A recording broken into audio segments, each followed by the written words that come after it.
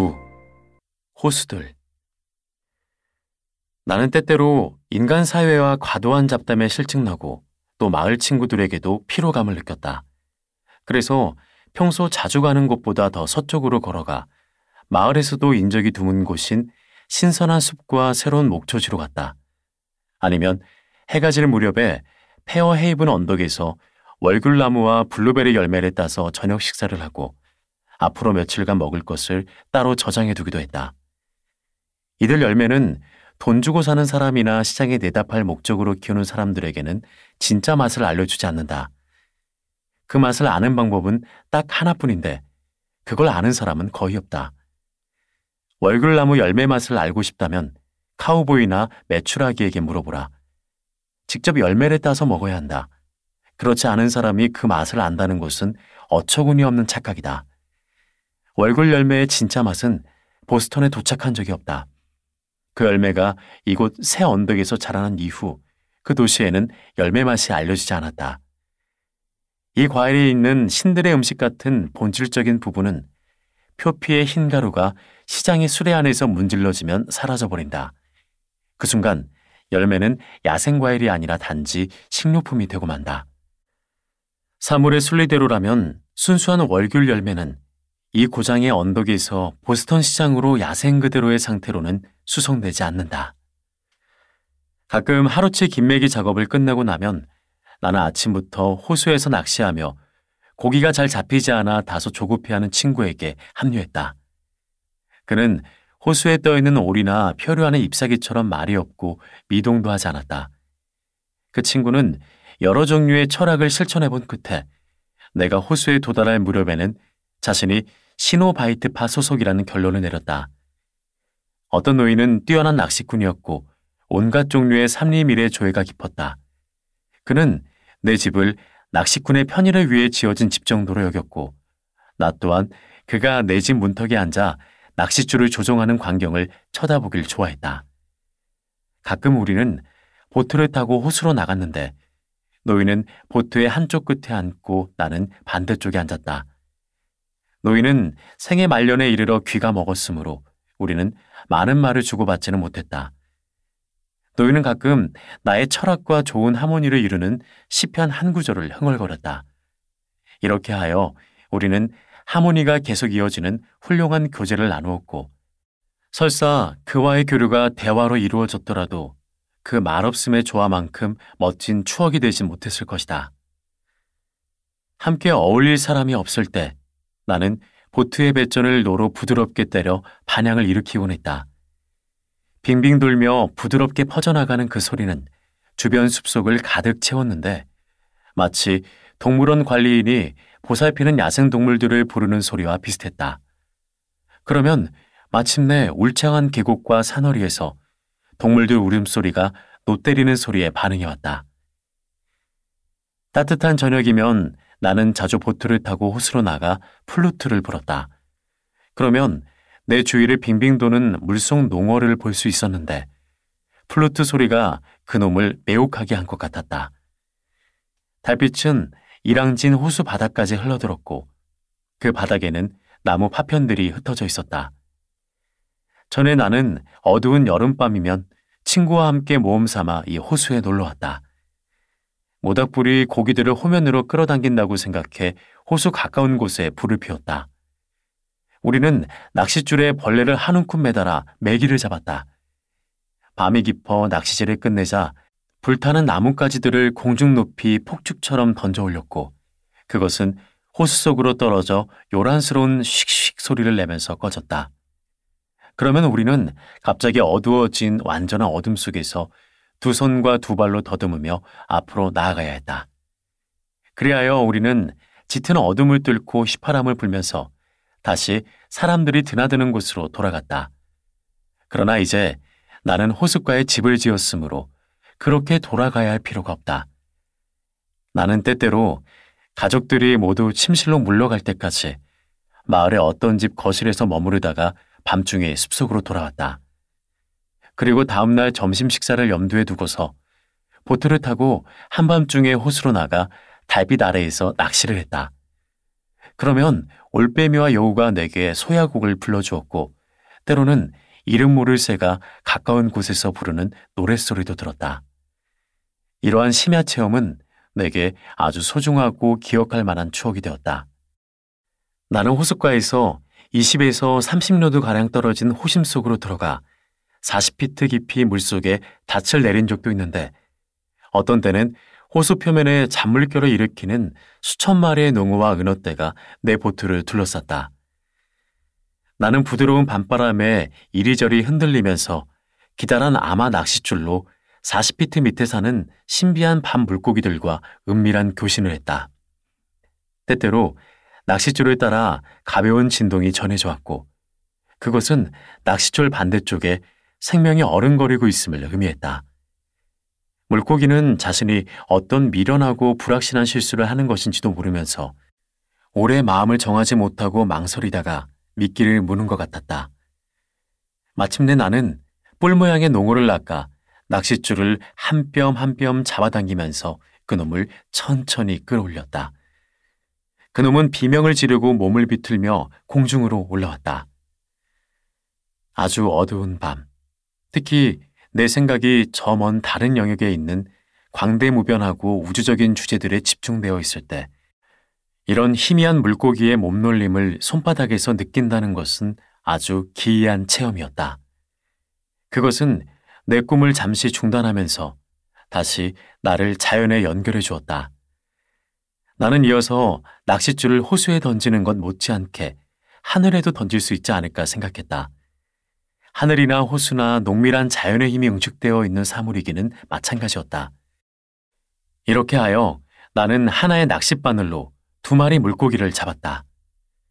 월든의 풍경은 아주 아름답기는 하지만 호수의 규모가 다소 작아 장엄하다는 느낌은 주지 않는다. 그래서 이 호숫가에 자주 왔거나 주위에 사는 사람이 아니라면 월든에 대해 별 관심을 갖지 않는다. 그러나 이 호수는 그 깊이와 순수함에서 주목할 만한 것이 있으므로 여기서 특별히 언급할 만하다. 월드는 길이 반마일의 둘레가 1마일 4분의 3 정도 되는 맑고 깊은 초록색 우물이며 넓이는 약 61.5에이커이다. 소나무와 참나무 숲에 둘러싸인 영원한 샘물이며 구름이나 증발 이외에는 물이 유입되거나 배출되지 않는다. 호수 주위를 곧바로 둘러싼 언덕들은 호면에서 40피트에서 80피트 정도 가파르게 솟아올라 있다. 하지만 남동쪽과 동쪽 방향 언덕들은 호수로부터 4분의 1마일 혹은 3분의 1마일 떨어진 지점에서 약 100피트 혹은 150피트 높이로 솟아올라 있다. 이 언덕들은 숲이 울창하다.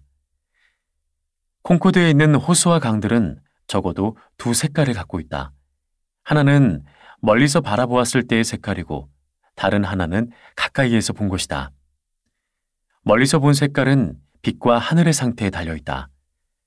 화창한 여름에 호수와 강은 약간 떨어진 곳에서는 푸른색으로 보이는데 특히 바람이 불어올 때는 더욱 푸르다. 그러나 아주 멀리 떨어진 곳에서 보면 바람과 상관없이 모두 동일한 색깔을 띈다. 비바람이 몰아치는 날씨에는 때때로 검은 석판처럼 보인다. 이에 비해 바다는 대기 상황과는 무관하게 어느 날은 푸른색, 어느 날은 초록색을 띈다. 나는 온 사방이 눈으로 뒤덮였을 때 콩코드의 강이 그 물이나 얼음이나 모두 풀처럼 초록으로 변하는 것을 보았다. 어떤 사람은 청색이 액체든 고체든 순수한 물빛깔이라고 생각한다. 그러나 보트에서 직접 바라본 호수나 강은 아주 다른 색깔이다. 월든 호수는 어떤 때는 청색이고 어떤 때는 녹색인데 심지어 똑같은 관점에서 관찰해도 그렇게 색깔이 달라진다. 땅과 하늘 사이에 누운 호수는 천지 색깔을 그대로 담고 있는 것이다. 언덕 꼭대기에서 보면 호수는 하늘 색깔을 반영하지만 모래톱이 보이는 호반에서 본다면 노란 색깔을 띠다가 곧 연녹색으로 바뀌며 서서히 빛깔이 짙어져 호수 한가운데에서는 암녹색이 된다. 햇빛이 좋을 때 언덕 꼭대기에서 보면 호숫가 바로 옆은 생생한 녹색으로 빛난다. 어떤 사람은 이것이 녹음을 반영해서 그렇다고 설명한다. 하지만 철로 바로 옆 모래뚝에 면한 호수 부분도 역시 녹색이다. 봄이 되어 나뭇잎이 활짝 넓게 펴지기 전에 호수 본래의 푸른색에 모래톱의 황색이 뒤섞여 그런 색깔이 되지 않았나 싶다. 바로 그것이 홍채 색깔이다. 이 부분은 봄이면 호수 바닥에서 반사되는 햇빛, 그리고 지면으로 전달되는 태양열 등으로 얼음이 먼저 녹아서 근처에 비좁은 운하를 만들어 놓은 호수 중심부를 말한다. 다른 호수나 강과 마찬가지로 청명한 날씨에 물의 동요가 심하면 호수 표면 물결은 하늘을 직각으로 반사한다. 그러면 햇빛이 호면 물결과 더욱 잘 뒤섞이기 때문에 호수는 약간 떨어진 곳에서 보면 하늘처럼 훨씬 짙은 푸른색으로 보인다. 이런 때 호수가 반사하는 두 가지 빛을 보기 위해 보트를 타고 호수 위로 나가면 형언하기 어려운 아주 아름다운 연푸른 빛을 볼 수 있다. 그것은 여러 색으로 보이는 물결무늬 비단 혹은 칼날 섬광 같은 빛인데 하늘 자체보다 더 푸른 빛이다. 이 빛은 물결 반대편의 원 암록색과 교대로 나타나는데 이 연푸른 빛과 비교하면 그 암록색은 오히려 진흙색으로 보인다. 내가 기억하기로 그것은 유리 같은 녹색이 도는 청색이다. 석양 직전 서쪽 하늘에 떠있는 구름을 통해 겨울 하늘을 덧댄 듯 보이는 색깔이다. 그러나 그 물을 한 잔 떠서 햇빛에 비추어 보면 같은 양의 공기처럼 아무 색깔이 없다. 유리 제작업자들이 말하는 것처럼 커다란 통유리는 그 몸체 때문에 초록빛깔을 갖고 있으나 자그마한 유리 조각은 색깔이 없는 것과 비슷했다. 그런 초록빛깔을 띠기 위해 월든호수는 어느 정도 물의 몸체를 지녀야 하는지는 밝혀내진 못했다. 우리가 강 위에서 직접 내려다보면 강물은 검거나 아주 짙은 갈색을 띈다. 그리고 대부분 호숫물이 그러하듯 그 강에 들어가 목욕하는 사람 몸에는 노란 색깔을 입힌다.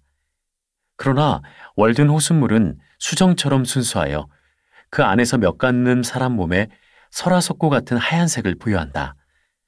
그것은 아주 부자연스럽게 느껴지는데 그 이유는 사지가 호수물 속에서 확대되면서 동시에 비틀어진 것처럼 보이기 때문이다. 아주 괴이한 효과로서 미켈란젤로 같은 색깔의 대가가 한번 연구해 볼 만한 주제다. 호숫물은 너무나 투명하여 25피트 혹은 30피트 깊이의 바닥을 쉽게 내려다볼 수 있다. 호수 위를 노저어 가면 깊은 수심을 헤엄치는 농어떼와 은어떼가 쉽게 눈에 들어온다. 물고기 길이는 1인치 정도지만 농어는 줄무늬 덕분에 쉽게 구분할 수 있다. 이런 얕은 곳에서 먹이를 구하며 산다니 상당히 금욕적인 고기라는 생각이 든다. 한 번은 여러 해 전 겨울 일인데 강꼬치 고기를 잡기 위해 호수 빙판에 여러 개의 구멍을 뚫은 적이 있었다. 호수 한가운데에서 호반 쪽으로 걸어 나오다가 얼어붙은 호면 위에 우연히 도끼를 흘렸다. 어떤 사악한 정령이 그런 지시를 내렸는지 모르지만 도끼는 4에서 5로드를 굴러가다가 뚫어놓은 구멍 중 하나에 쏙 빠지고 말았다. 그곳 수심은 25피트였다. 나는 호기심에 사로잡혀 빙판 위에 엎드려 구멍 안을 내려다보았다. 도끼는 한쪽으로 약간 기울어진 채 도끼날이 호수 바닥에 박혔고 손잡이는 꼿꼿하게 서서 물살에 이리저리 부드럽게 흔들리고 있었다. 그냥 둔다면 도끼는 거기 그렇게 박힌 채 자루가 다 사가 없어질 때까지 흔들릴 것 같았다. 나는 먼저 얼음끌로 도끼자루 바로 위 빙판에 또 다른 구멍을 뚫었다.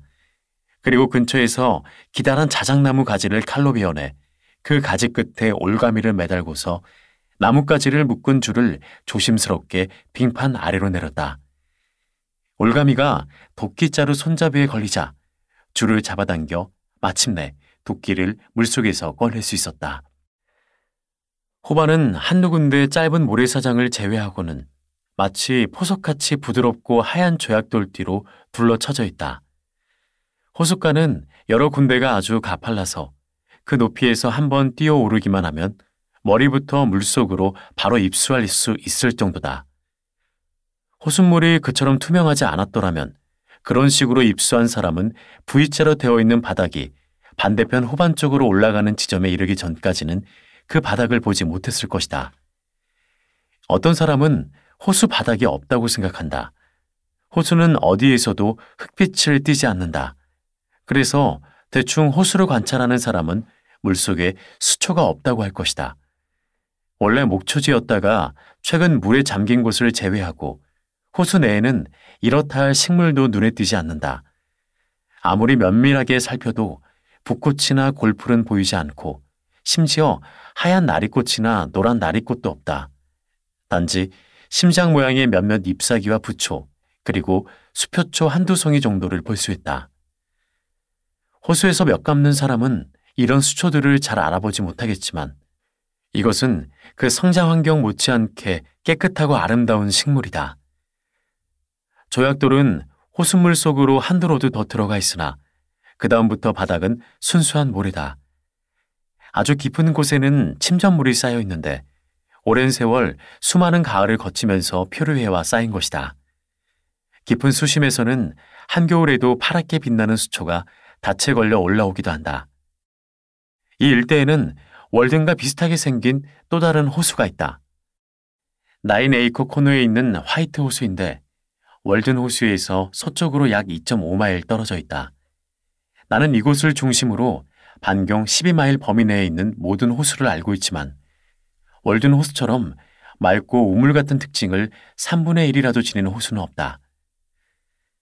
수많은 민족이 오랜 세월 이 호수물을 마시고 호수를 찬양하고 그 깊이를 재왔으나 모두 사라졌고 오로지 호수물만 여전히 초록이면서 투명하다. 이 호수는 연중 물이 마르지 않는 샘물이다. 아담과 이브가 에덴 동산에서 쫓겨나던 그 봄날 아침에도 올든 호수는 이미 존재하고 있었을 것이다. 그때도 안개와 남풍을 동반한 부드러운 봄비에 호수 빙판이 깨어졌을 것이다.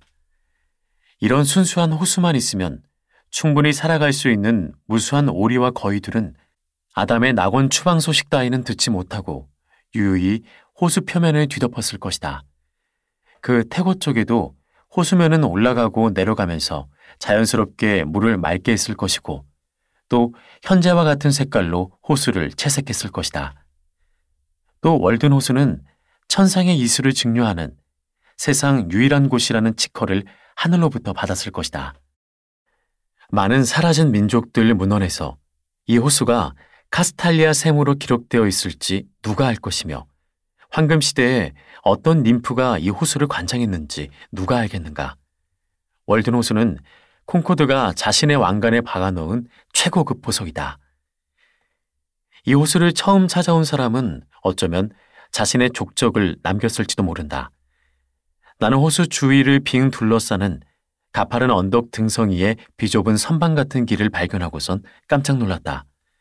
그 길은 올라가기도 하고 내려가기도 하면서 혹은 호숫가에서 가까워지기도 하고 멀어지기도 하면서 계속 앞으로 펼쳐졌는데 심지어 최근에 많은 나무가 벌목된 호숫가로도 길이 이어져 있었다. 아마도 이곳에 살았던 종족만큼이나 오래된 것으로 원주민 사냥꾼들이 밟고 다닌 길이며 지금도 때때로 그런 내력은 알지 못한 채 고장 사람들이 이용하는 길이기도 하다.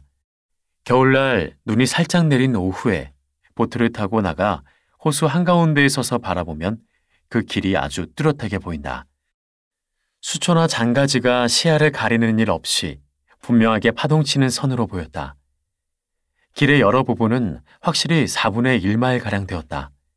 여름에는 아주 가까이 다가가도 보이지 않던 길이 나무가 잎사귀를 떨군 이 계절에는 잘 보이는 것이다. 말하자면 가볍게 내린 눈이 아주 돋보이는 하얀 활자가 되어 그 길을 찍어낸 것이다. 언젠가는 건설될 별장들의 잘 꾸며진 정원은 여전히 이 길의 여러 흔적을 간직할 것이다. 호수는 수면이 올라갔다 내려갔다 한다. 그것이 얼마나 정기적으로 오르내리고 또 어느 시간대에 그러는지 아무도 모르지만 언제나 그렇듯 그런 것을 아는 체 하는 사람이 있다. 호수 표면은 보통 겨울에는 높고 여름에는 낮지만 늘 습기와 건기 타이밍을 따르는 것은 아니다. 내가 숲속에 살았던 때보다 후면이 1에서 2피트 낮아지거나 또는 5피트 이상 높아진 데가 있었다. 호수 주변에는 물속까지 들어가는 비좁은 모래톱이 있는데 그 들어간 쪽은 물이 아주 깊다. 나는 호수 주변에서 약 6로드 정도 떨어진 이 모래톱에서 1824년경에 생선찌개 끓이는 일에 도운 적이 있었다. 그러나 그 후 25년간 이런 취사행위는 금지되어 왔다. 내가 호수에 일어난 급격한 변화에 대해 얘기하면 친구들은 믿을 수 없다는 표정을 지었다. 그로부터 몇 년 후 나는 숲속 외딴 작은 물구비에서 보트를 타고 낚시를 했다. 그곳은 친구들이 알고 있는 호수 주변으로부터 15로드 정도 떨어진 곳인데 오래전에 목초지로 변해버렸다. 그때 이래 호수는 계속 수면이 높아졌고 1852년 여름, 현재 내가 그곳에 살았던 7년 전보다는 딱 5피트가 더 높아졌다. 이 높아진 수면은 30년 전과 똑같은 높이인데 오래전에 나는 지금 목초지로 변한 곳에서 낚시할 수 있었다. 이것은 곱보기 수면이 평균 5에서 6피트 차이가 난다는 것을 보여준다. 그러나 주변 언덕들에서 흘러들어오는 수량은 하찮은 정도라서 수위 변화는 지하 원천에 영향을 미치는 원인 때문이다. 올해 여름, 호수 수위는 다시 낮아지기 시작했다. 정기적이든 아니든 이러한 수위 차이는 여러 해에 걸쳐 벌어지는 현상이다. 나는 호수 표면이 한 차례 높아지는 것과 두 차례 낮아지는 것을 관찰했는데 앞으로 12년 혹은 15년 후면 다시 내가 숲속에 살았던 그때 수준으로 수위가 낮아지리라 예상한다. 동쪽으로 1마일 떨어진 곳에 있는 플린츠 호수는 물의 유입과 유출에 의한 변동을 고려하고 또 거기까지 가는 중간 지대의 여러 작은 호수를 고려해도 월든 호수와 비슷하게 수위가 변동하여 최근에는 월든과 마찬가지로 최고 수위에 도달했다. 내가 관찰한 바로는 화이트 호수도 마찬가지다. 월든 호수가 장기간에 걸쳐 이처럼 수면이 오르내린다는 사실은 적어도 다음과 같은 효과를 발휘한다. 수면이 이 정도 높이를 1년 이상 유지한다면 호반주의 산책은 어려워진다. 지난번 호수 표면이 솟아오른 후 가장자리에 성장한 관목이나 송진 소나무, 자작나무, 오리나무, 버드나무, 기타 나무들은 물에 잠겨 모두 죽는다. 그리고 다시 수위가 내려가면 자연 벌목이 된 아주 깨끗해진 호반이 생겨난다. 날마다 조수간만의 영향을 받는 많은 호수나 강과는 다르게 월든 호수는 수위가 가장 낮을 때 수질이 가장 깨끗하다.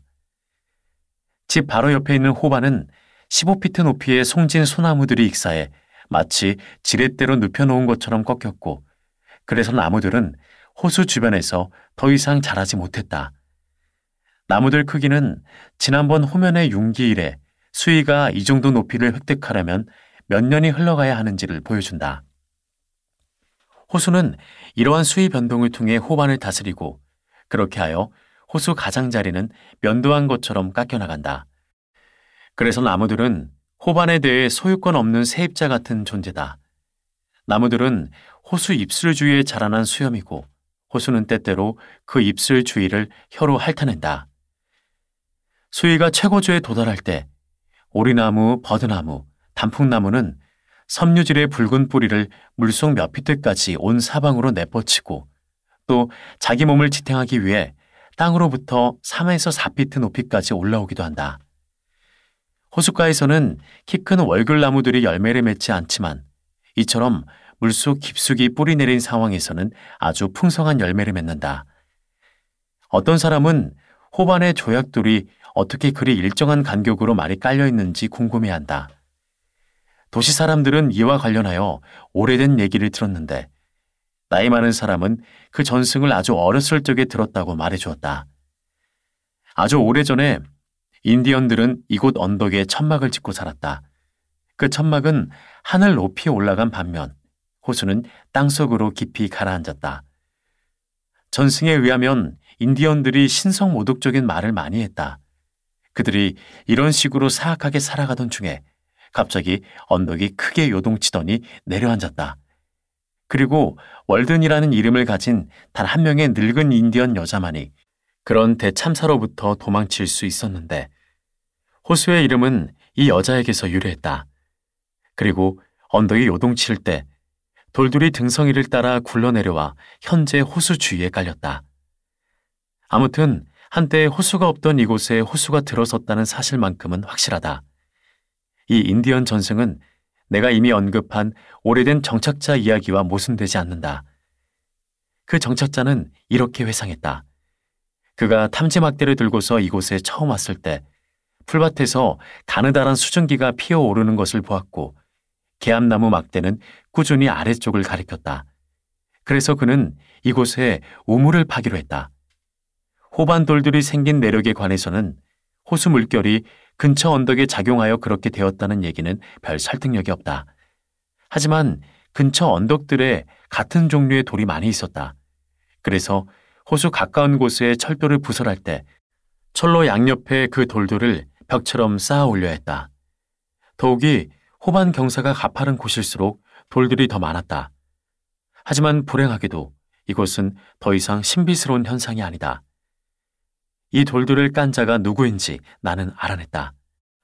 만약 호수 이름이 가령 세프론 월드인 영국 지명에서 유래하지 않았다면 월드인 호수라는 뜻에서 월든이라는 이름이 붙었으리라고 짐작해 볼 수도 있다. 아무튼 내가 만난 월든 호수는 이미 누가 땅속에 파놓은 우물이었다.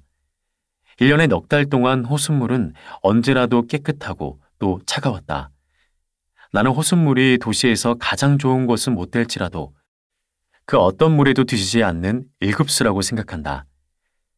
호수에서 물을 떠와 내가 있는 방 안에서 오후 5시부터 다음날 1846년 3월 6일 정오까지 두었다가 온도를 재보았는데 실내 온도는 화씨 65도 혹은 70도였다. 이곳은 어느 정도 지붕이 햇볕 탓도 있었을 것이다. 그런데 실내에 둔 호수물 온도는 42도였다. 마을 우물에서 포온 가장 차가운 물보다 1도 정도 더 차가웠다. 같은 날 보일링 샘물 온도는 45도였는데 내가 시험해본 여러 물 중에 가장 온도가 높았다. 이 보일링 물은 샘물 표면의 고인 물과 뒤섞이지 않은 것으로 여름 중 가장 차가운 물이었는데도 45도가 나온 것이었다. 더욱이 월드는 여름에도 그 수심 덕분에 대부분 다른 노천샘들처럼 물이 따뜻해지는 일이 없다. 아주 따뜻한 날씨에 월든 호숫물을 한 통 떠다가 지하 저장실에 놔두면 밤에 시원해졌고 낮에도 여전히 그 상태를 유지했다. 물론 나는 인근의 다른 샘물도 길어다 마셨다. 월든 호수의 물은 일주일을 두어도 길어온 그날처럼 신선했고 양수기 냄새가 나지 않았다. 여름에 월든 호숫가에서 일주일 정도 캠핑하는 사람은 물 한 통을 퍼서 그늘 몇 피트 깊숙한 곳에 둔다면 얼음이라는 사치품 없이도 충분히 캠핑 기간을 보낼 수 있을 것이다. 월든 호수에서는 무게가 7파운드 나가는 강꼬치 고기가 잡힌다. 또 낚시꾼이 아주 빠른 속도로 낚싯줄을 잡아당겨 잡는 순간에 실물을 제대로 보지 못해 8파운드 정도 될 거로 짐작하는 강꼬치 고기도 있다. 그 외에 2파운드 이상 나가는 농어, 메기, 은어, 황어 혹은 소수의 개복치 그리고 2마리 장어 등이 잡힌다. 2 장어 중 1마리는 4파운드나 나갔는데 이처럼 물고기 무게를 구체적으로 적는 것은 많이 나갈수록 명성을 얻고 또 이 2마리는 내가 이곳에서 소식을 들은 유일한 장어이기 때문이다. 나는 길이가 약 5인치 정도 되는 자그마한 물고기를 기억한다. 그놈은 은빛 옆구리에 초록색 등이 반짝였고 특징이 황어 비슷했는데 여기에 간단히 언급하는 주 이유는 사실들을 우화에 연결하기 위해서다. 월든 호수는 물고기가 그리 풍성한 편은 아니다. 비록 풍성하지는 않지만 강꼬치 고기는 호수의 주된 자랑거리다. 나는 한때 얼어붙은 호수 표면에 엎드려 3가지 다른 종류의 강꼬치 고기를 관찰한 적이 있다. 첫째는 강에서 잡히는 것과 비슷한 길고 얇은 몸집에 쇠빛깔 나는 놈이다. 둘째는 호수에서 가장 흔한 것인데 초록색 반점에 몸 전체에서 황색 빛깔이 나는 놈이다. 셋째는 두 번째와 비슷하게 황색 빛깔이 나지만 양옆에 자그마한 황갈색 혹은 흑색 반점이 나 있는 데다 약간 희미하고 붉은색 반점이 섞인 송우와 비슷하게 생긴 놈이다. 이 물고기 종명은 레티쿨라툴스이나 실상과는 부합하지 않는 듯하고 차라리 구타투스가 더 적절해 보인다. 이 물고기는 모두 살집이 좋고 크기에 비해 무게도 많이 나가는 편이다. 은어, 메기, 농어, 그리고 이 호수에 사는 다른 물고기들은 호수물이 깨끗하므로 강이나 다른 호수에 서식하는 물고기들보다 훨씬 깨끗하고 잘생기고 살집도 단단하다. 그래서 월드 물고기들은 강이나 다른 호수의 물고기와 쉽게 구분된다. 많은 어류학자는 월드 물고기 중 일부를 새로운 변종으로 여길 것이다. 또 이 호수에는 개구리와 거북이 등 깨끗한 종족이 서식 중이고 소수지만 섭초개도 산다. 사양지와 밍크는 때때로 호수 주변에 그들이 다녀간 흔적을 남겨놓았고 간혹 떠돌아다니는 자라가 이곳을 찾기도 한다. 가끔 나는 아침에 보트를 호수 쪽으로 밀면서 밤중에 메어놓은 보트 밑에 달라붙었던 커다란 자라를 놀라게 한다. 오리와 거위가 봄가을로 이 호수를 자주 찾아오고 하얀 배 제비가 호면을 스쳐 지나가고 또 요새는 여름 내내 조약돌 많은 호반이를 날아다닌다. 나는 물 위로 가지를 내뻗은 하얀 소나무 위에 앉은 물소리를 때때로 놀라게 했다. 그러나 올든 호수에 페어헤이븐 여울목처럼 갈매기가 날아온 적은 없다고 생각한다. 단지 해마다 대강오리가 찾아오긴 한다. 이상이 현재 이 호수를 빈번하게 찾아오는 주요 동물들이다. 날씨가 잔잔한 날, 모래 많은 동쪽 호반에서 보트를 타고 호수로 나가 수심 8피트 내지 10피트 지점이나 호수 다른 지점의 역들을 둘러보면 물 아래에 달걀보다 작은 돌들로 둥그렇게 쌓아 올린 돌더미가 보인다. 그 돌더미는 직경이 약 6피트, 높이는 1피트인데 그 주위에는 모래뿐이다.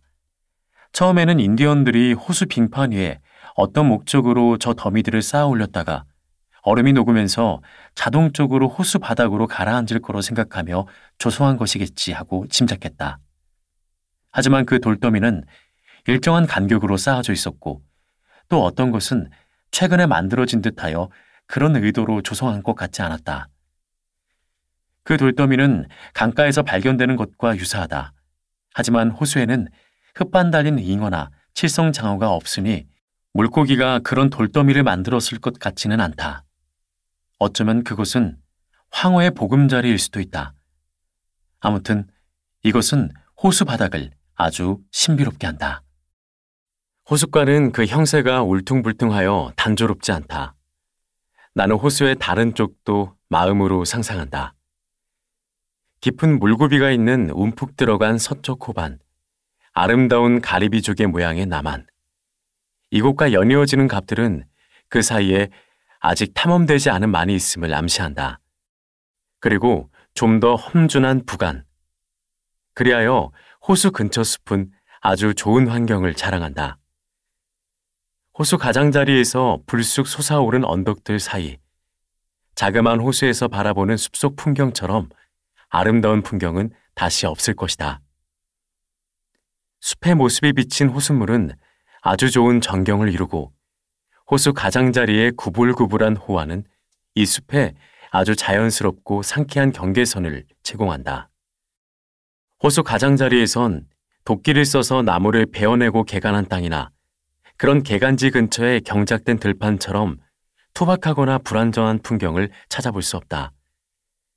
나무들은 호수 쪽으로 뻗어나갈 공간을 충분히 갖고 있으며 그리하여 각자 호수 쪽으로 힘차게 가지를 뻗고 있다. 자연은 호반에 천연 테두리 장식을 짜놓았고 그리하여 관찰자의 눈은 점진적으로 호숫과 키 작은 나무들에서 키 높은 나무들로 옮겨간다. 이곳에서 사람 손길은 거의 찾아볼 수 없다. 호수물은 1000년 전에도 그랬던 것처럼 지금도 호수의 가장자리를 정결하게 씻어준다. 호수는 자연 풍경 중 가장 아름답고 표현을 풍부하게 하는 상징이다. 그것은 대지의 눈이다. 호수 속을 들여다보는 사람은 곧 자기 심성의 깊이를 측정한다. 호수 가장자리 나무들은 호반에 장식하는 부드러운 속눈썹이요. 그 주위 삼림 울창한 언덕과 벼랑들은 호수의 짙은 눈썹이다. 어느 조용한 9월 오후에 호수 동쪽 가장자리 모래사장에 서서 반대편 호안의 가벼운 인해가 낀 광경을 쳐다보면서 나는 호수의 유리 같은 표면이라는 표현이 정말로 맞는 말임을 깨달았다. 호수에 등을 돌리고 허리를 깊이 숙여 가랑이 사이로 호수를 쳐다보면 호수 표면은 계곡에 걸쳐놓은 아주 가느다란 거미줄처럼 보이며 저 먼 소나무 숲을 향해 반짝거리면서 대기층을 두 개로 갈라놓는 것처럼 보인다. 그 거미줄 위로 걸어가 반대편 호안에 도달하더라도 발이 물에 젖지 않을 것 같은 느낌마저 들었다. 그 위를 스치듯 날아가는 제비들이 그 위에 금방이라도 내려앉을 것만 같았다. 실제로 제비들은 그걸 땅으로 착각한 양 거미줄 위로 내려오다가 금방 착각했음을 깨달았다. 호수 위로 서쪽 호안을 바라볼 때는 두 손을 써서 눈을 보호해야 한다. 강하게 내리쬐는 햇볕과 반사광이 똑같이 강렬하기 때문이다. 두 햇볕 사이로 호면을 찬찬히 살펴보면 그것이 글자 그대로 유리처럼 부드럽다는 것을 깨닫는다. 단 동일한 간격으로 호면 전체에 물거미들이 퍼져 있는 곳만 예외였다. 그놈들은 햇빛 속에서 살짝살짝 움직이면서 호면 위에 아주 자그마한 파문을 일으킨다. 혹은 오리 한 마리가 깃털을 가다듬거나 아니면 방금 말한 것처럼 제비가 수면 위를 낮게 날면서 물에 잠깐 빠질 듯 하다가 황급히 솟아오를 뿐이다. 좀 먼 곳에서 물고기 한 마리가 공중으로 3에서 4피트 뛰어올라 아치를 그리는 광경이 보이는데 그놈이 물에서 나올 때 한 번, 그리고 물에 다시 들어갈 때 한 번, 이렇게 두 번 밝은 섬광이 번쩍거린다. 때때로 그 은빛 아치가 온전히 드러나기도 한다. 또는 호면 여기저기에서 엉겅퀴의 관모가 떠도는데 물고기가 그 관모에 돌진할 때도 작은 파문이 생겨났다. 호면은 냉각되기는 했으나 아직 응결되지 않은 녹은 유리 같았고 호수 표면의 몇몇 티끌은 유리의 아주 자그마하고 불완전한 흠처럼 정결하고 아름다웠다. 호수의 관찰자는 때때로 좀 더 어둡고 부드러운 수면을 발견하는데 그때의 호면은 보이지 않는 거미줄로 혹은 호수 요정들이 그 위에 얹어놓은 듯한 지팡이로 호수의 나머지 부분과 구분되는 것 같았다. 언덕 꼭대기에는 물고기가 호수 전역에서 공중으로 솟구치는 것을 볼 수 있다. 강꼬치고기나 은어는 이 부드러운 호면이 벌레를 잡으려고 올라오면서 호수 전체의 평형을 흔들어 놓는다. 이런 물고기의 비약이 아주 정교하게 알려진다는 게 놀라울 뿐이다. 물고기가 물 위로 솟구치며 벌레를 잡는 행위는 만천하에 드러난다. 멀리 떨어진 언덕 꼭대기에서 내려다 보더라도 동그라미를 그리는 파문 직경이 6로드 정도 되면 알아볼 수 있다. 심지어 4분의 1마일 정도 떨어진 지점에서도 부드러운 호면 위를 꾸준히 지쳐나가는 물매아미도 보이는 것이다. 그것이 물 위에서 가벼운 이랑을 만들어내면 호수 표면은 두 개로 갈라지는 선이 독특한 파문을 이룬다. 이와는 다르게 물거미는 그런 눈에 띄는 파문을 일으키는 법 없이 표면을 활주해 나간다. 호수 표면이 상당히 요동칠 때 그 위에는 물거미도 물매아미도 나타나지 않는다. 하지만 날씨가 잔잔한 날에 그놈들은 갑작스러운 충동에 사로잡히면서 호반 둥지를 떠나 물 위를 활주하여 마침내 반대편 호안에 도달한다. 햇빛이 따뜻하여 마음이 즐거운 어느 가을날에 언덕 꼭대기에 올라가 나무 등걸에 앉아 호수를 내려다보면서 호면 위에 그려지는 동그라미 파문을 내려다보는 것은 관찰자에게 한없는 평온을 가져다 준다. 하늘과 나무를 반영하는 고요한 호수 표면에는 그런 자연의 글씨가 끊임없이 새겨지고 있다. 광활한 호면은 그 파문 때문에 심란해지는 법 없이 곧 평정을 되찾는다. 가령 물이 든 항아리를 흔들어대면 떠는 듯한 동그라미들이 가장자리로 밀려왔다가 곧 사라지는 것과 비슷하다. 한 마리 고기가 솟구치거나 벌레 하나가 그 위로 떨어지면 그 결과 호면 위에 아름다운 선을 그리며 동그라미 파문으로 남겨진다. 마치 샘물이 끊임없이 솟구치고 그 생명이 부드럽게 약동하고 가슴이 부풀어 오르는 것 같다. 즐거움의 전율과 고통의 전율은 이제 서로 구분하기 힘든 것이 된다. 호수라는 현상은 얼마나 평화로운가. 또다시 인간의 행위가 봄처럼 빛난다. 그렇다. 모든 잎사귀와 나뭇가지와 돌과 거미집이 봄날 아침 이슬이 덮였을 때처럼 이 가을의 오후 한나절에도 빛난다. 노와 벌레의 모든 동작은 섬광을 만들어낸다. 그리고 내 작은 배의 노가 물 위에 떨어질 때 그 메아리는 얼마나 달콤한가. 9월이나 10월 이런 날 월드는 완벽한 숲속 거울이다. 그 주위에는 내가 보기에 어떤 곳보다 더 소중하고 아름다운 진귀한 돌들로 장식되어 있다. 지상에 누운 것 중에 호수처럼 아름답고 순수하고 동시에 광대한 것은 없다. 하늘 호수에는 울타리가 필요 없다. 여러 민족이 오가면서 이 호수 주위를 어지럽혔지만 그것은 어떤 돌을 던져도 깨트릴 수 없는 호수다.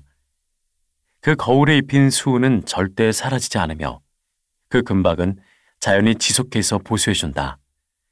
어떤 비바람도 어떤 먼지도 늘 신선한 호수 표면을 더럽히지 못한다. 이 거울에 들어온 모든 불순물은 물속으로 가라앉거나 태양의 아지랑이 빗솔로 청소되어 사라진다. 태양은 빛으로 된 옷솔이다. 호수는 그 위에 내뿜어진 숨결을 보관하는 법이 없고 자기 숨결을 공중 높이 불어보내 구름으로 만들고 다시 그 구름을 가슴 깊숙이 반영한다. 물의 들판은 공중에 존재하는 연기를 드러낸다. 호수는 지속해서 공중으로부터 새로운 생명과 움직임을 받아들인다. 그것은 본성상 땅과 하늘 사이를 중개하는 자다. 땅 위에서는 풀과 나무만 파동을 일으키지만 물 자체는 바람으로 물결을 만든다. 나는 산들바람이 호면 위로 빗줄기 혹은 성강처럼 달려가는 것을 보았다. 호면을 이처럼 내려다볼 수 있다는 것은 경이로운 일이다. 우리는 언젠가 공기 표면을 내려다볼 것이고 그러면 그 표면을 쓸고 지나가는 좀 더 미묘한 연기를 관찰하게 될 것이다. 심한 서리가 내리는 10월 후반이 되면 물거미도 물매아미도 마침내 사라진다. 그리하여 11월이 오면 설사 평온한 날이라도 호수 표면에 파물을 만들어내는 것은 없다. 어느 11월 오후 며칠에 걸친 비바람이 끝나고 날씨는 평온해졌으나 하늘은 여전히 흐리고 대기에는 안개가 가득했다. 그때 나는 호수 표면이 아주 부드러워서 그것을 제대로 알아보지 못했다. 호면은 더 이상 10월의 밝은 색깔을 반영하지 못했고 주변 언덕들이 11월이면 보이는 어두운 색깔을 반사하고 있었다. 나는 보트를 타고 아주 부드럽게 호수 위를 저어갔다. 배가 만들어내는 작은 파문은 눈이 따라갈 수 있는 데까지 호수 저 멀리까지 퍼져나갔고 수면에 비친 그림자를 일렁이게 만들었다. 그러나 나는 호면 저 먼 쪽을 바라다 보면서 이곳저곳에서 가물거리는 빛을 보았다. 마치 서리를 피해 달아났던 물거미들이 거기 모여있는 듯했고 아니면 그처럼 고요하던 호수 표면이 일렁이는 것은 호수 바닥에서 어떤 샘물이 솟구쳐 오르기 때문이 아닐까 생각했다. 그런 곳 중 한 군데로 노저어가면서 나는 약 5인치 길이의 자그마한 농어떼에 둘러싸인 것을 보고 깜짝 놀랐다. 농어들은 초록 물속에서 짙은 구릿빛이었고 그곳에서 논일다가 호수 표면 위로 뛰어올라 파문을 일으켰으며 때때로 물방울을 남기기도 했다. 구름을 반영하는 이 투명하고 바닥 없어 보이는 호수 위에 떠있자니 공중을 표류하는 풍선 같은 느낌이 들었다. 농어떼의 힘찬 헤엄치기는 일종의 비상 혹은 배회 같다는 인상을 주었는데 마치 배 오른쪽과 왼쪽 수면 아래서 조밀한 새떼가 날아가는 듯했다. 지느러미는 마치 돛들처럼 주위에 활짝 펴져 있었다. 호수에는 이런 물고기 떼가 많았다. 겨울이 와서 넓은 천창이 얼음으로 뒤덮이기 전에 녀석들은 그 짧은 계절을 마음껏 즐기려는 것 같았다. 그리하여 때로는 호수 표면에 이랑을 일으켜 부드러운 산들바람이 불어온 것처럼 혹은 몇 개의 빗방울이 떨어진 듯한 장면을 연출했다. 내가 부주의하게 다가가 놀라게 하자 고기들은 갑자기 몸을 뒤척여 철썩 소리를 내며 꼬리를 흔들어 호면에 파문을 일으켰다. 마치 누군가가 잎사귀 많은 나뭇가지로 호면을 찰싹 때리자 깜짝 놀라 물속 깊은 곳으로 달아나는 듯한 모습이었다. 마침내 바람이 불어오자 안개는 더 짙어졌고 물결은 내달리기 시작했으며 농어떼는 전보다 더 높이 공중으로 뛰어올랐다. 3인치 길이의 100마리에 달하는 점 같은 물고기들이 동시에 수면 위로 떠오르는 것은 장관이었다. 어느 해 12월 5일 정도 되는 늦은 시점에 호수로 배를 저어 나갔다가 수면 위에 나타난 여러 개의 잔물결을 보고 곧 비가 심하게 내릴 것을 직감했다. 공중에는 안개가 가득했고 나는 황급히 노를 잡고 집 쪽으로 노를 저었다. 뺨에 빗방울을 느끼지는 못했으나 비는 저쪽에서 급속히 쏟아지는 것 같았고 곧 온몸이 비로 흠뻑 젖을 것으로 예상했다. 물리 보조개 같은 파문은 갑자기 사라졌다. 그것은 농어떼가 만들어낸 것이었는데 노소리에 겁먹고 호수 깊은 곳으로 자맥질하던 차였다. 나는 농어떼가 아스라이 사라져가는 광경을 지켜보았다. 비는 오지 않았고 나는 호수 위에서 즐거운 오후 한때를 보냈다. 근 60년 전 주변을 둘러싼 울창한 삼림으로 호수가 어둡게 보이던 시절에 월든 호수를 자주 찾아왔던 한 노인은 내게 이런 말을 했다. 당시 이 호수에는 오리와 그 밖의 물새들이 많았고 호수 상공에는 독수리들이 많이 선호했다. 노인은 이곳에 낚시하러 왔다가 호수 가장자리에서 낡은 통나무 카누를 발견하고 낚시질에 이용했다. 그것은 2개의 백송 통나무 속을 파낸 후에 고정쇠로 서로 이어놓은 양쪽을 네모나게 잘라놓은 카누였다. 아주 엉성했으나 여러 해 잘 사용한 끝에 마침내 침수되어 호수 바닥으로 가라앉았다. 노인은 그게 누구 소유인지 몰랐다. 임자가 나서지 않았으니 당연히 호수의 소유물이었다. 노인은 닷줄로 쓰려고 호두나무 껍질로 줄을 만들어 사용했다. 독립혁명 이전 시절에 호수 옆에 살았던 또 다른 도자기공 노인은 호수 바닥에 철제 괴짝이 가라앉아 있는 것을 직접 목격했다고 한다. 도자기공 노인은 카누를 발견한 노인에게 그 사실을 말해주었다. 때때로 괴짝은 물결에 밀려 호수 가장자리까지 나오기도 했는데 노인이 다가가면 괴짝은 몸을 돌려 다시 호수 속으로 들어가 사라졌다. 나는 오래된 통나무 카누 얘기를 듣고 유쾌했다. 그것은 똑같은 재료를 사용한 인디언들의 통나무 카누와 비슷했을 것이고 생긴 모양은 좀 더 우아했으리라. 통나무는 처음에 호안 둑에 서 있던 나무였는데 어떻게 하다가 물속에 빠져 한 세대 동안 물 위를 표류했고 이 호수를 건너는 사람들에게 배가 되어 주었을 것이다. 내가 호수 깊은 곳을 처음 내려다보았을 때 거기에 나무줄기 여러 개가 흐릿하게 누운 모습을 볼 수 있었다. 바람에 불려 거기까지 갔거나 아니면 나뭇값이 헐하던 시절 마지막 벌목 때 벌목꾼들이 빙판 위에 남겨두었던 것이었으리라. 그러나 이제 그런 나무줄기들은 대부분 사라졌다. 내가 월든 호수에서 처음으로 노를 저었을 때 호수는 울창하고 키 큰 소나무와 참나무들로 완전히 둘러싸여 있었다. 호수의 여러 후미진 곳에서는 포도 넝쿨이 물렴 나무들에게까지 내뻗쳐서 일종의 정자를 이루었고 보트는 그 밑을 지나갔다. 호수 가장자리에 있는 언덕들은 아주 가팔랐고 언덕의 숲속 나무들은 대부분 교목이었다. 그래서 언덕 서쪽 끝에서 아래를 내려다보면 호수는 구경꾼들을 위해 준비된 반원형 극장 같은 모습이었다. 나는 어린 시절 이 호수에서 많은 시간을 보냈다. 노저 호수 중앙에 이르면 배 좌석을 가로질러 등을 대고 누워 여름 오전 내내 눈뜨고 꿈꾸며 보냈다. 그러다가 보트가 모래톱에 닿으면 꿈에서 깨어났다. 그러면 운명이 나를 호수의 어느 가장자리에 부려놓았는지 살폈다. 당시 게으름은 가장 매력적이고 생산적인 일과였다.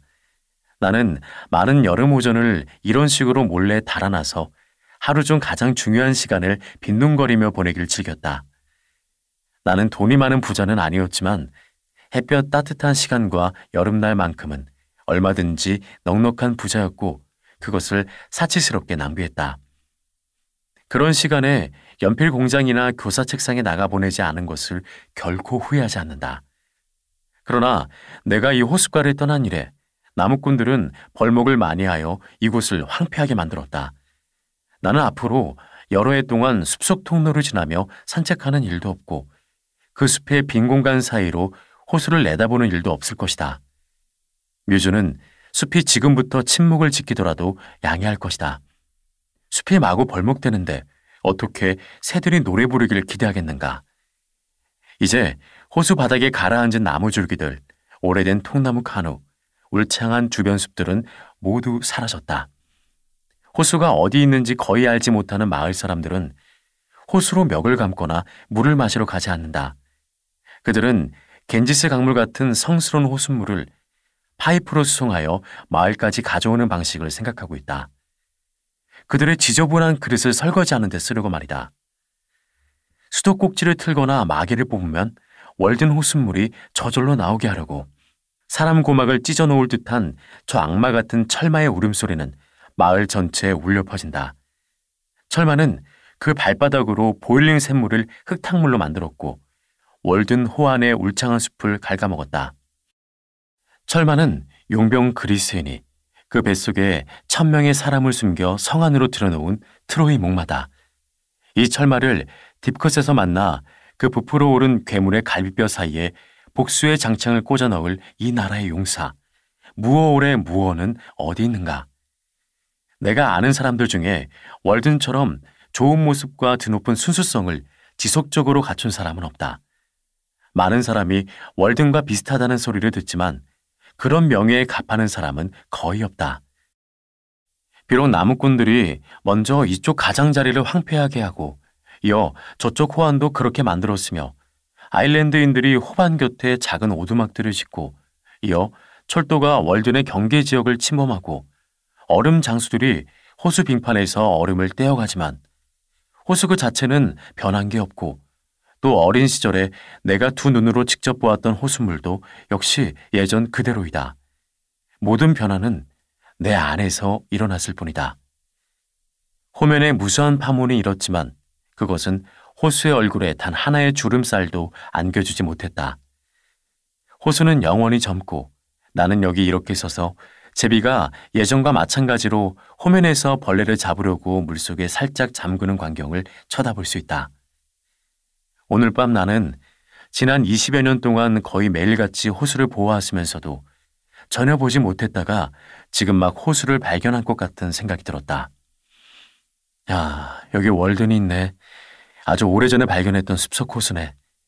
지난 겨울에 숲속에서 벌목했는데 또 다른 숲이 예전과 다름없이 싱싱하게 그 가장자리에 생겨났구나. 예전에 느꼈던 그 생각이 또다시 의식 표면으로 떠올랐다. 호수는 예전과 똑같은 부드러운 수성의 즐거움과 행복감을 자신과 창조주에게 안겨주고 있구나. 그리고 나에게도 안겨주고 있는지 몰라. 저것은 틀림없이 용감한 사람의 행위이고 그 안에는 거짓이라고는 없어. 그는 이 호수를 두 손으로 둥글게 만들고 생각 속에서 이 호수를 깊고 맑게 했고 자신의 유언장에 이 호수를 콩코드에게 물려주라고 했어. 나는 호수의 얼굴을 보면서 호수 또한 이런 생각에 동의했으리라 짐작했다. 그래서 거의 이렇게 말할 뻔했다. 월든, 다시 만나 반갑네. 시를 한 줄 적어 장식하려는 것은 내 꿈이 결코 아니로세. 내가 월든에 가까이 사는 것보다 하느님과 천국에 더 가까이 가는 방법은 없네. 나는 호수에 조약돌 많은 호반이고 그 위를 스쳐 지나가는 산들바람, 내 손바닥 움푹한 곳에는 그 물과 그 모래가 있네. 호수의 가장 깊은 호심은 내 생각 속 가장 높은 곳에 있네. 열차들은 걸음을 멈추고 호수를 쳐다보는 법이 없다. 그러나 기관사, 하부, 제동수, 그리고 정기 승차권을 가진 승객 등 이 호수를 자주 쳐다본 사람은 그렇게 흘낏 본 것만으로도 더 좋은 사람이 되었으리라 생각한다. 기관사 자신 혹은 그의 본성은 밤중에도 잊지 않는다. 자신이 적어도 하루 한 번 이 평온하고 순결한 광경을 쳐다보았다는 사실을 딱 한 번 보았더라도 호수는 상업적인 보스턴 스테이트 거리의 먼지와 기관실의 검댕을 털어낸다. 그것을 하느님의 한 방울이라고 이름 붙이면 어떨까? 앞에서 나는 월든 호수에 유입구와 배출구가 없다는 말을 했다. 하지만 월든은 약간 지대가 높은 곳에 있는 플린츠 호수와 간접 연결되어 있다. 그쪽 방면에서 오는 여러 작은 호수가 이 두 호수를 연결하는 것이다. 다른 한편으로 월든은 역시 일련의 작은 호수들로 좀 낮은 지역에 있는 콩코드 강과 직접 연결된다. 과거 어느 지질학적 시대에는 월든의 물이 이 호수들 쪽으로 흘렀을지도 모르며 약간의 준설 작업만 한다면 월든 호수물이 그쪽으로 다시 흘러가게 할 수도 있을 것이다. 월든은 이처럼 혼자 뚝 떨어져서 숲속 은자처럼 근엄한 생활을 해왔으므로 그런 놀라운 순수함을 획득할 수 있었다. 그러니 플린츠 호수의 불순한 물이 흘러들어와 월든과 섞인다면 또는 월든의 순수한 물이 대양 물결 속으로 흘러들어가 낭비된다면 그 누가 통탄스럽게 여기지 않겠는가. 링컨에 있는 플린츠 호수는 일명 샌디 호수라고도 하는데 우리 고장에서 가장 큰 호수 겸 내륙 바다이다. 그것은 월든에서 동쪽으로 1마일 떨어진 지점에 있다. 면적이 197에이커나 되어 월든보다 훨씬 크며 물고기 종류도 더 많다. 하지만 호심이 비교적 얕아 물은 그리 깨끗하지 못하다. 숲속을 걸어서 그 호수까지 가는 것은 내 즐거운 일과 중 하나였다. 양뺨에 시원하게 불어오는 바람을 느끼고 물결이 이는 광경을 보고 또 선원들의 생활을 기억하는 것은 가치 있는 일이다. 바람 부는 가을날이면 밤을 줍기 위해 플린츠 호수로 갔다. 내가 찾아간 무렵에는 밤들이 나뭇가지에서 물로 떨어져 내 발밑까지 떠내려왔다. 그러던 어느 날 사초가 무성한 물가를 따라 살금살금 걸어갔을 때 물보라가 내 얼굴에 튀어올랐고 거의 동시에 썩어 무너지는 보트 잔해가 있었다. 배 양옆은 다 사라지고 겨우 밑바닥만 골풀들 사이에 남아있었다. 그래도 썩은 커다란 수초 잎사귀에 인맥이 남아있는 것처럼 배 윤곽은 뚜렷했다. 그것은 해안가에서나 상상할 법한 인상적인 잔해였고 시간의 풍상이라는 나름의 좋은 교훈도 알려주었다. 그러나 이제는 호안과 별로 구분되지 않는 식물더미 비슷하게 되었고 그 사이로 골풀과 붓꽃들이 머리를 내밀고 있었다. 이 호수 북쪽 끝에 있는 모래사장에 새겨진 물결 무늬는 참 멋지다. 그것은 수압으로 단단하게 굳어졌는데 물을 건너는 사람 발에는 딱딱하게 느껴졌다. 이런 물결 무늬의 화답이라도 하듯 그곳에 일렬 종대로 자라난 골풀들은 마치 물결이 거기에 심어놓은 듯한 느낌을 주었다.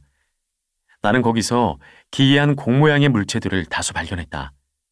가는 풀이나 뿌리, 등심초로 이루어진 것인데 직경이 반인치에서 4인치였고 완벽한 공 모양이었다. 이 물체들은 모래사장의 얕은 물에서 이리저리 흔들리면서 때로는 호수 가장자리에 그림자를 던졌다. 단단한 풀 모양도 있었고 가운데에 모래가 든 것도 있었다. 처음엔 그 공들이 조약돌처럼 물결작용으로 생겨났다고 생각했다. 그러나 가장 작은 공도 똑같이 조잡한 재료로 만들어져 길이는 반인치 정도였고 한 해에 한 계절에만 생겨났다. 더욱이 물결은 그런 구체적인 모습으로 물체를 형성하기보다는 어떤 물체가 되었든 달아 떨어뜨리는 것을 더 잘한다. 따라서 이 공들은 건조한 상태로 있을 때는 무한정 그 형체를 유지할 수 있다. 플린츠 호수, 우리는 왜 이렇게 서투르게 이름 붙이는가? 이 하늘 호수 곁에 농장이 있고 그 가장자리를 무자비하게 벌목하여 황폐하게 만든 저 불결하고 어리석은 농부가 무슨 권리로 이 호수에 그 이름을 부여했는가? 이 구두쇠 농부는 잔잔한 호수 표면보다는 초록색 달러 지폐나 반짝거리는 센트 동전에 자기 얼굴을 비추는 것을 더 좋아한다. 그는 거기서 뻔뻔한 제 얼굴을 볼 수 있다. 그는 이 호수에 자리 잡은 야생 오리마저도 불법 침입자라고 생각한다.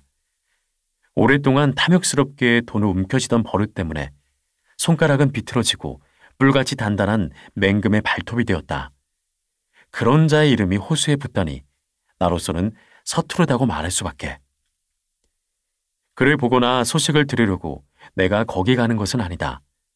플린트는 그 호수를 제대로 본 적 없고 그 안에서 멱을 감은 적도 없으며 사랑하지도 않으니 보호하지도 않고 그것을 만든 하느님에게 감사하지도 않는다. 차라리 그 호수 안에서 헤엄치는 물고기들, 호수에 자주 오는 물새나 네 발 달린 동물들, 그 호반에 자라는 들꽃들, 제 생활 환경이 호수와 떼어놓을 수 없는 야생 남자나 아이들, 이런 것 중에 하나를 선택하여 호수 이름으로 삼았으면 얼마나 좋았을까.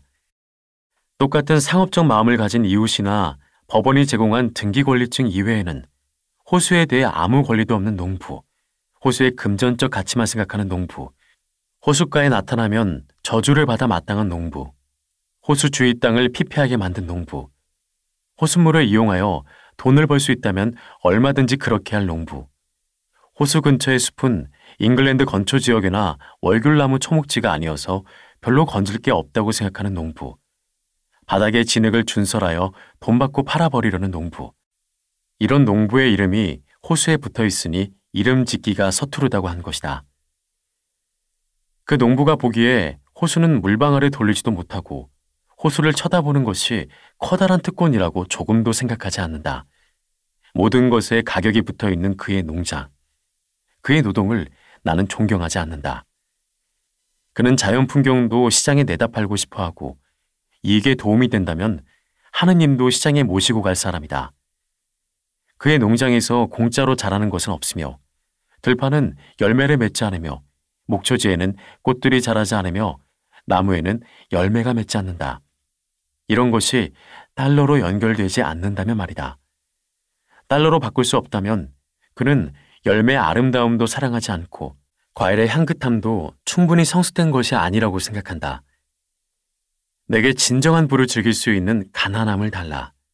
농부들은 그들의 가난함에 비례하여 나에게 존경할 만하고 흥미로운 사람이 된다. 모범 농장. 그곳에는 집들이 거름더미 속에서 자란 버섯처럼 다닥다닥 붙어 있으며 사람, 소, 말, 돼지 등을 위한 방들이 청소된 것과 청소되지 않은 것 사이에 구분 없이 연이어 있다. 사람을 동물 취급한다. 거름과 탈취후 냄새가 나는 거대한 똥통이다. 고도로 문명화된 상태에서 사람의 심장과 뇌를 거름 삼다니 그것은 교회 마당에서 감자를 키우겠다는 꼴이다. 이런 게 소위 모범 농장이라는 것이다. 아니다. 풍경의 가장 아름다운 부분에 사람 이름을 갖다 붙이려면 오로지 가장 고상하고 가치 있는 사람이 되어야 한다. 우리의 호수들이 적어도 이카루스의 바다 같은 진정한 이름을 얻도록 하라. 그 바닷가에서는 여전히 용감한 시도로 풍덩하는 소리가 들린다. 덩치가 작은 구스 호수는 숲속 집에서 플린츠 호수로 가는 길에 있다. 콩코드강 옆에 넓은 지역 페어헤이브는 면적이 약 70에이커인데 남서쪽으로 1마일 떨어진 지점이다. 약 40에이커 크기의 화이트 호수는 페어헤이븐 넘어 1.5마일 떨어진 지점에 있다. 이것이 나의 호수 고장이다. 이것이 콩코드 강과 함께 내가 누리는 호수와 강의 특권이다. 호수와 강은 연년 세세 그리고 밤낮 없이 내가 그들에게 가져가는 질문은 뭐든지 다 받아들여 좋은 지혜의 답변을 내놓는다. 나무꾼들, 철도, 그리고 나 자신이 월든 호수를 더럽힌 이래 비록 가장 아름답지는 않더라도 인근 호수들 중 가장 매력적인 호수는 화이트 호수다. 화이트라는 이름은 너무 평범해 촌스럽기까지 한데 아마도 그 물이 맑아서거나 아니면 그 모래톱 색깔이 희어 그런 이름이 붙었을 법하다. 다른 점에서도 그렇지만 이 맑고 희다는 점에서 화이트 호수는 월든 호수와 쌍둥이면서 형보다는 좀 못한 동생 호수다. 두 호수는 닮은 점이 너무 많아 혹시 땅 밑으로 서로 연결된 것이 아닐까 하는 생각이 든다. 화이트의 돌 많은 호안과 깨끗한 물은 월든과 똑같다. 월든에서 마찬가지로 무더운 여름날에 숲 빈틈으로 화이트 호수의 후미진 곳들을 내다보면 별로 깊지 않은 물고기들이 바닥으로부터 반사되는 색깔에 물들어 호수물이 신비한 청록색을 띠는 것을 볼 수 있다. 여러 해 전에 나는 사포를 만들기 위해 그 호수에 수레를 끌고 모래를 채취하러 간 적이 있었고, 그때 이후 이 호수를 계속 방문해 오고 있다. 화이트에 자주 다니는 어떤 사람은 호수 이름을 비리드라고 하면 어떻겠냐고 제안했다. 하지만 다음 상황을 고려할 때 노란 소나무 호수라고 부르는 게 더 좋지 않을까 생각한다.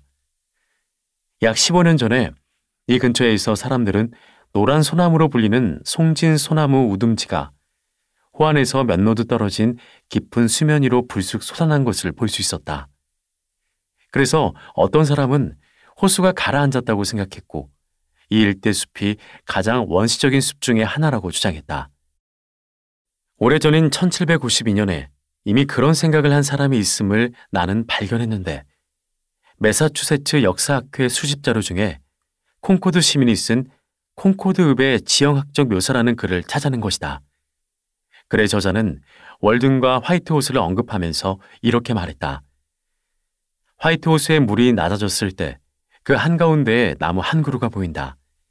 나무의 뿌리는 수면 아래 55피트 지점에 있지만 그래도 현재 지점에서 나무가 성장한 것처럼 보인다. 이 나무의 우둔지는 꺾여 나갔는데 현 위치에서 직경 14인치였다. 1849년 봄, 나는 이 호수와 가장 가까운 지점에서 사는 서드버리 마을 사람과 대화를 나누었다. 10에서 15년 전에 그 나무를 호수에서 꺼낸 사람이 바로 자신이라고 내게 말했다. 그가 기억하기로 나무는 호안에서 12에서 15로드 떨어진 물속 지점에 서 있었고 그곳 수심은 30에서 40피트였다. 계절은 겨울이었고 그는 오전에 화이트호수에서 얼음 채취 작업을 하고 있었다.